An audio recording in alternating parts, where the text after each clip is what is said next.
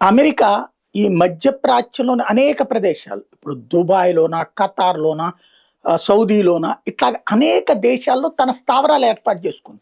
అక్కడ యుద్ధ విమానాలు పార్క్ చేసుకుంటది, హెలికాప్టర్‌లను పార్క్ చేసుకుంటది, ఆయుధాల్ని స్టోర్ చేసుకుంటది. ఏ క్షణంలో ఏదొచ్చినా అన్నిటిని కలిపి తీసుకొనొస్తే గనక అమెరికా ఒక 1,00,000 మంది సైన్యంతో దాడి చేయగలిగినటువంటి శక్తివంతమైనటువంటి ఆయుధాలతో సిద్ధంగా ఉంటుంది. ఇప్పుడు అందులో గల్ఫ్ దేశాలు మీరు మా దేశం నుండి ఖాళీ చేయండి. ఇరాన్‌తో మాకు తలనొప్పి అంటే ఖాళీ చేశారు. అయి ఎక్కడ పెట్టారో తెలీదు. బట్ ఇలాంటివన్నీ తీసుకెళ్ళి సిరియా దగ్గర దాచిపెట్టారు.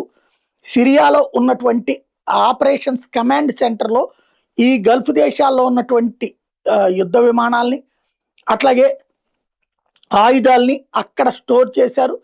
సైన్యాన్ని మాత్రం అక్కడక్కడ హోటళ్లలో దాచారు అన్నటువంటిది ఇప్పటిదాకా ఉన్నది.